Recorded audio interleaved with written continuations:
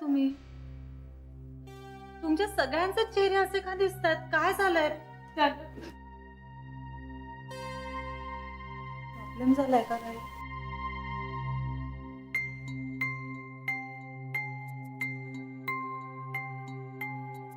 कुठे होतीस?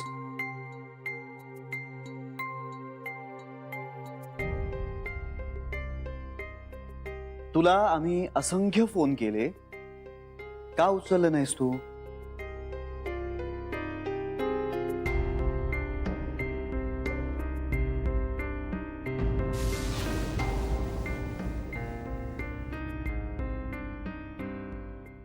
तर मिस कॉल्स. श्रीरंग, त्या 70 पैकी ना 50 फोन माझेच आहेत. का उचललं नाहीस तू?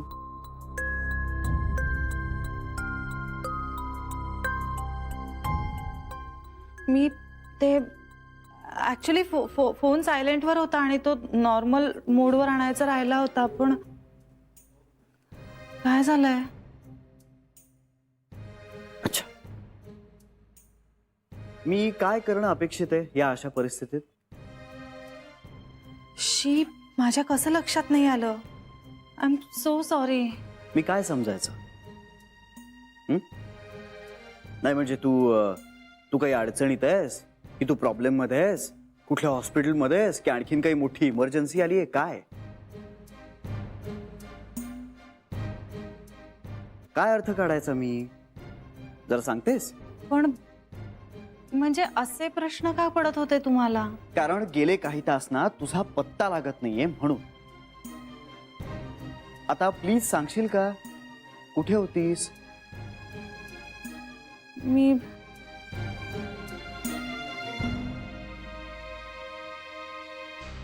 मला नाही सांगता येणार.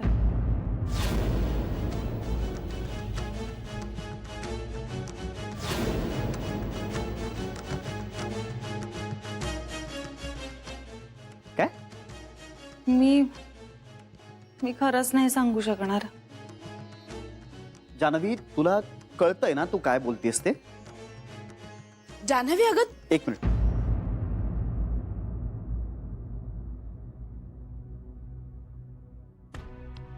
तू सांगू शकणार नाहीस म्हणजे काय? गेले 4-5 तास आमची इथे काय अवस्था झालीये माहितीये तुला? का? कारण तुझा काही ठाव ठिकाणा लागत नव्हता आणि तू इतक्या सहज आमच्या समोर उभं राहून सांगतेस की मी काही सांगू शकणार नाही. या सगळ्या जणी रडत होता तुझ्या काळजीपोटी. तू कुठे गेलेस कळत नव्हतं, त्या घाबरल्या होत्या आणि तू सहजपणे आम्हाला येऊन सांगतेस की मी काही सांगू शकणार नाही. पण का घाबरला होतात तुम्ही सगळे? जानवी, आम्ही घाबरलो होतो कारण जर आपल्यात असं ठरलेलं आहे की मी तुला दरवेळी सोडायला आणि घ्यायला येणार तर तू न सांगता कुठे जातेस? तू मला सांगत नाहीस, घरच्यांना सांगत नाहीस, सगळं काय? पण मी तुम्हाला कळवलं होतं श्रीरंग.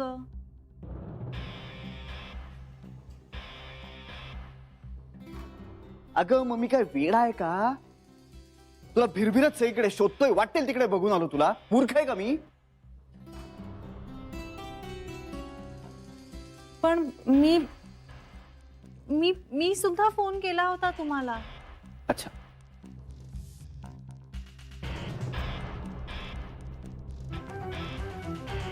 दाखव. बघ कॉल लॉग दाखव. तुझा फोन कुठे येऊन गेला आहे दाखव. श्रीरंग, मी ट्राय केला होता पण लागला नाही तुमचा फोन.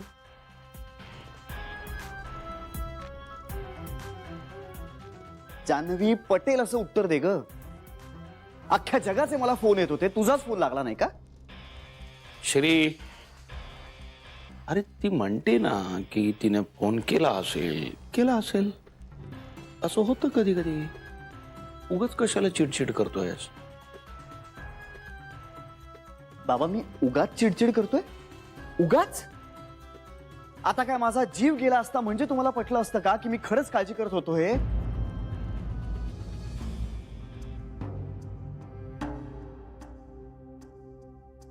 बेबी, त्या बेबी त्यात तुझा नियम मला आज जितका पटतोय ना तितका आज तागात कधी पटला नव्हता.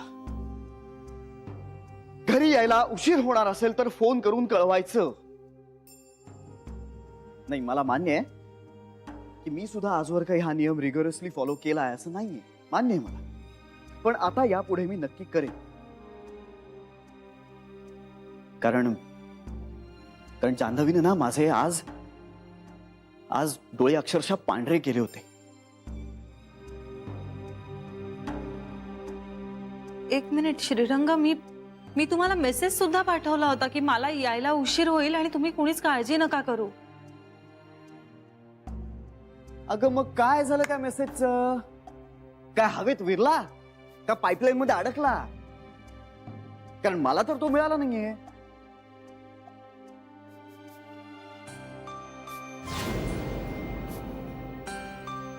पण मग असं कसं होऊ शकतं? तुमचा फोन लागत नव्हता म्हणून मी मेसेज पाठवला होता. अगं पण मग घरी फोन करायचास ना जान्हवी. अगं जान्हवी, आमचे नंबर्स आहेत ना तुझ्याकडे, मग आम्हाला कुणाला तरी कळवायचं होतंस. मला नाही सुचलं हो तेव्हा. म्हणजे हे एवढं सगळं होईल असं वाटलं नव्हतं मला. पण श्रीरंग, तुम्ही एवढे का चिडताय? मी का चिडतोय? जान्हवी, अगं तुला हा प्रश्न तरी कसा पडू शकतो? मी का चिडतोय? नेहमीप्रमाणे ठरल्यासारखं मी तुला पिकअप करायला तुझ्या बँकेखाली येतो. वेळ उलटून गेलेली असते, तू तिथे नसतेसच. मी बँकेत गेल्यानंतर मला कळतं की तू ऑलरेडी निघून गेलेली आहेस. तू कुणाबरोबर गेलीस, कुठे गेलीस, कधी परत येणार आहेस, कुणालाच काहीच माहित नाहीये. मी रस्त्यावर तुला मूर्खासारखा शोधतोय. नंतर काही तास तुझा फोनच येत नाही, मेसेज येत नाही. नंतर मी तुला फोन करतो, ते फोन तू उचलत नाहीस. तुझ्या बाबांना फोन करतो मी, त्यांना टेन्शन येतं.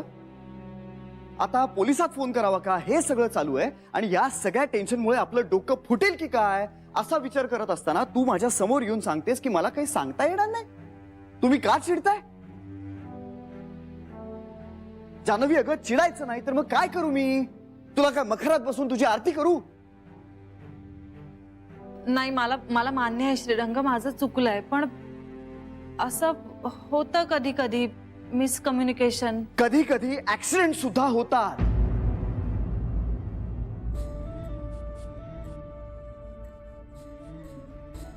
समोरचा माणूस जगेल की वाचेल अशी परिस्थिती निर्माण होते. हे असं होतं कधी कधी. हे असं तू कॅज्युअली म्हणूच शकतेस. कारण ऍक्सिडेंट होऊन रस्त्यावर पडलेली बाई तुमची कुणी आहे का असा फोन तुला कधी आजवर आलेला नाहीये जान्हवी.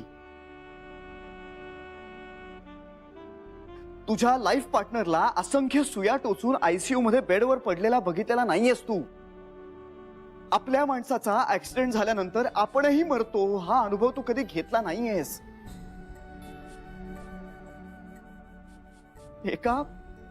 एका अपघातामुळे सर्वस्व गमावणं म्हणजे काय असतं हे तुला माहित नाहीये जान्हवी. तुला कधीच कळू शकणार नाही. आम्ही सगळे ना हे भोगलंय, अजूनही भोगतोय.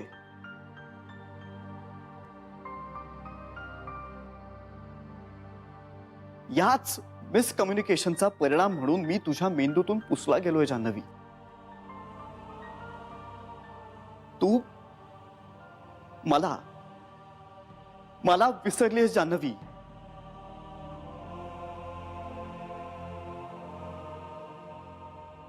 गेले 6 महिने मी आठवणींशी लढतोय. मी नेमका कुठल्या काळात जगतोय हेच मला कधी कधी कळत नाही. बरं, मला सगळं आठवतंय ना, मला सगळं आठवतंय. पण मला आठवून उपयोग काय? माझी लग्नाची बायको माझ्याकडे अनोळखी नजरेनं बघते. मी कोणीतरी परका असल्यासारखं माझ्यापासून दूर दूर राहते.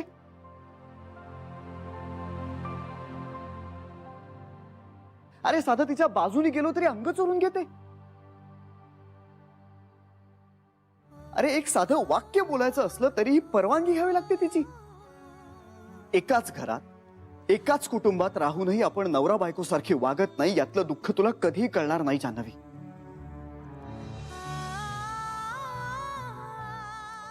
आणि जर कळलं असतं ना तर होतं असं कधी कधी, असं तू कधीही म्हणू शकली नसतीस. अगं झोप लागत नाही मला दिवसचे दिवस, सतत विचार करत असतो मी. हे सगळं कधी संपेल, मुळात संपेल का? पूर्वीचं सगळं प्रेम आपल्या आयुष्यात पुन्हा येईल का? आपली बायको आपल्याला नवरा म्हणून स्वीकारेल का? तितकंच प्रेम पुन्हा करेल का? हे सगळे प्रश्न ना माझ्या मनात सतत चालू असतात. याची उत्तरं ना तू देऊ शकतेस ना डॉक्टर. तुझं काय, तू विसरलीच आहेस, त्यामुळे तुझ्या दृष्टीनं हा सगळा विषय संपलेलाच आहे. पण माझ्यासाठी जान्हवी, माझ्यासाठी त्यानंतर प्रत्येक क्षण आणि क्षण खूप अवघड होता.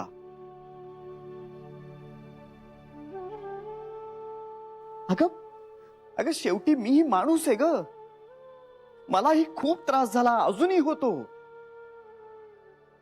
अक्षरशः रोज सकाळी उठल्यापासून मनामध्ये एक आशा निर्माण होते की आज काहीतरी चमत्कार घडेल, आज काहीतरी आठवेल तुला, असं काहीतरी घडेल जे जे फक्त आपल्या दोघांचं असेल.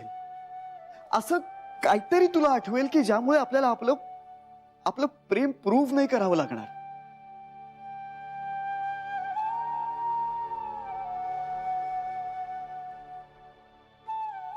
तू काय ग, तू सगळंच विसरली होतीस. तुला काही आठवत नाहीये तर काय बिघडलं? आपण नवरा बायको आहोत तेव्हा आपण असंच जगूया, असं मी अगदी सहज म्हणू शकलो असतो. पण जान्हवी, आपलं नातं ही माझ्या आयुष्यातली सर्वात सुंदर गोष्ट आहे आणि मला त्याचं सौंदर्य ना टिकवून ठेवायचं होतं. म्हणून माझा हा सगळा आटापिटा चालू होता.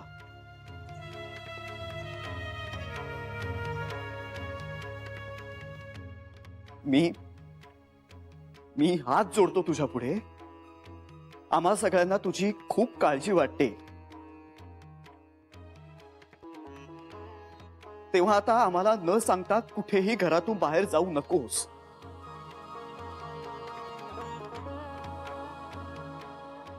तू या घराचा एक भाग आहेस, त्यामुळे या घरातले सगळे नियम तुलाही लागू पडतात. आणि यापुढे यायला उशीर होणार असेल तर घरी कळवायचं.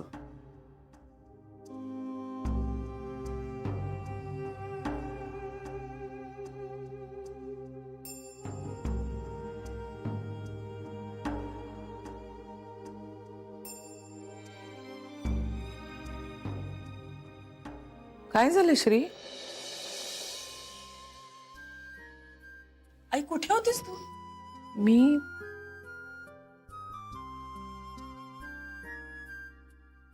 मी आरटीओ ऑफिस मध्ये होते. का, काय झालं? जान्हवी कुणालाही न सांगता गेली होती, आत्ता आली ती. आम्ही सगळे किती घाबरलो होतो माहितीये.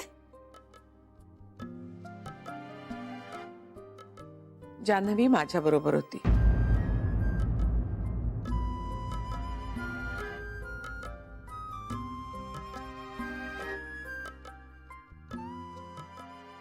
तुझ्या बरोबर? हो, मीच तिला फोन करून विघ्नेश्वराच्या मंदिरात बोलावलं होतं.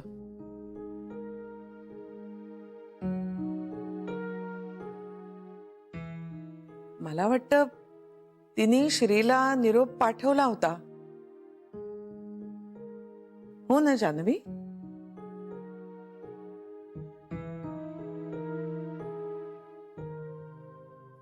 नाही आयाजी, मला कुठलाही मेसेज मिळालेला नाहीये. खरंच पाठवला होता आयाची. एव्हाना निरोप घेऊन माणूस घरापर्यंत पोहोचला असता, पण हिचा मेसेज काही मला आलेला नाहीये. मी कधीच खोटं बोलत नाही आयाची. मेसेजचा काय गोंधळ झाला मला खरंच नाही माहिती.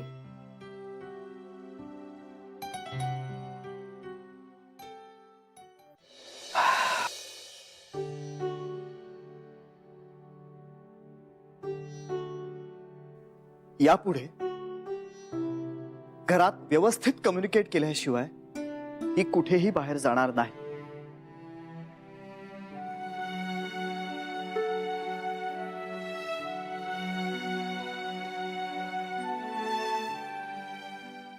जान्हवी, तुझ्या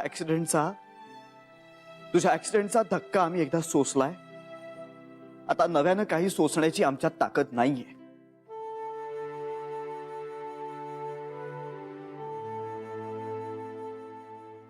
जान्हवी,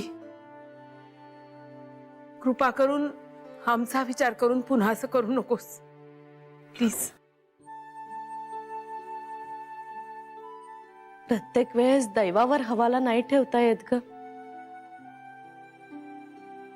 हो ना, आणि असे आघात आता नाही सहन होत का आम्हाला.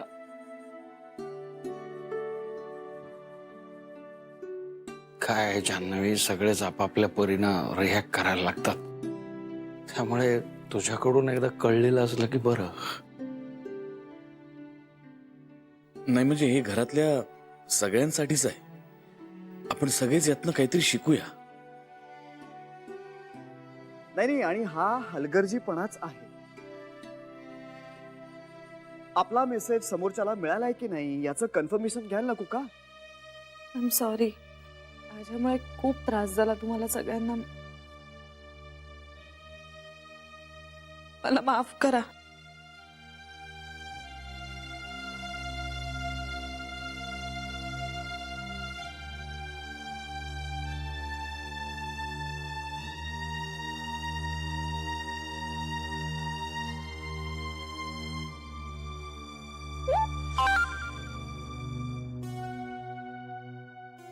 काय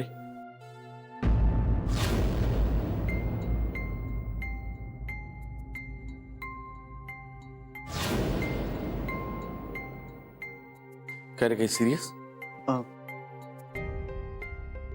जान्हवीनं पाठवलेले मेसेजेस आलेत.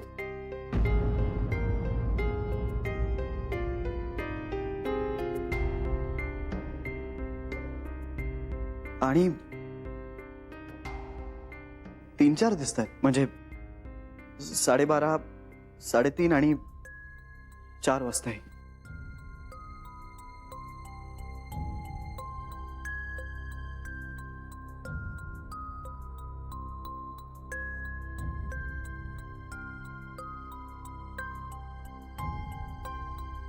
भाऊजी, ताई ताई घरी आली आहे का?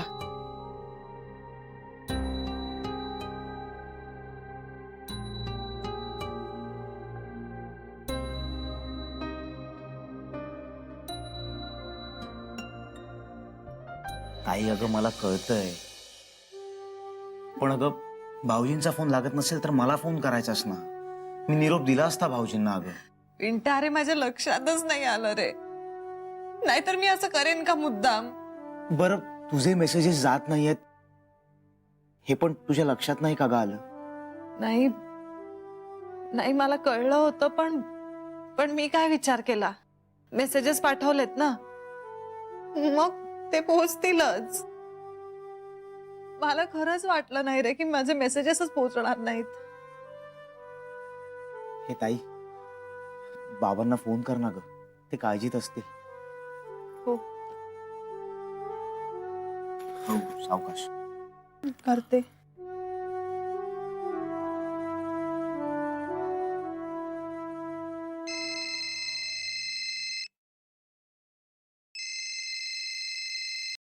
हॅलो हॅलो बाबा.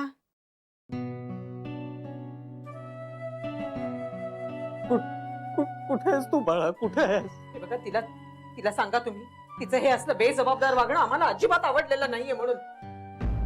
बाबा मी आले घरी.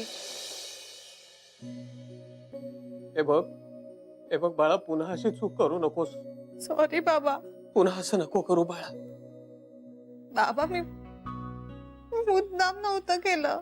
हो, ठाऊक आहे मला, पण पुन्हा असं होऊ देऊ नकोस, कळलं का? अगं घरच्यांचा जीव टांगणीला लागतो बाळा. जावई बापूंचा आवाज ऐकवत नव्हता मला फोनवर. हे बघ, घरच्यांना कळवल्याशिवाय कुठेही जायचं नाही.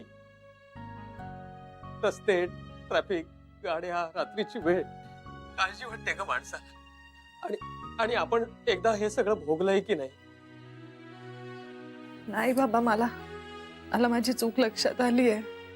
I am really very sorry. हे बघ तू मला नको सॉरी म्हणू, तुझ्या घरच्यांना म्हण. बोलले बाबा. काय म्हणाले जावई बापू? काय म्हणाले जावई बापू? नाराज झालेत की काय? जानू हे बघ, कुणी काही बोललं ना तर त्यामागची भावना समजून घ्यायची. आपली चूक झाली की नाही, मग 2 शब्द ऐकून घ्यायची तयारी ठेवली पाहिजे आपण. हो बाबा. हे बघ जानू, मी आजपर्यंत कधी असं बोललो नाही तुझ्याशी, पण आज बोलतोय. माझं आता वय झालंय खूप बाळा. दिवसभरात निदान एखादा तरी फोन करत जा मला. मुलाबाळांची खुशाली समजली ना की दिवस आनंदात जातो आम्हा म्हाताऱ्यांचा. हो बाबा, नक्की करेन. बर, ठेव फोन. ताई सांग. हा बाबा, पिंट्या निघतोय आता इथून. तो येईल थोड्या वेळात घरी. सावकाशी आहे म्हणावं. ठेवू फोन? काळजी घे स्वतःची.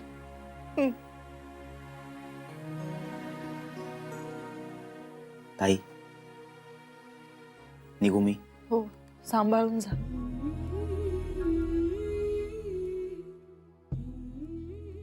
ताई प्लीज प्लीज असं पुन्हा कधीच नको करूस. ताई मी खूप घाबरलो होतो. मला काहीच कळत नव्हतं मी काय करू.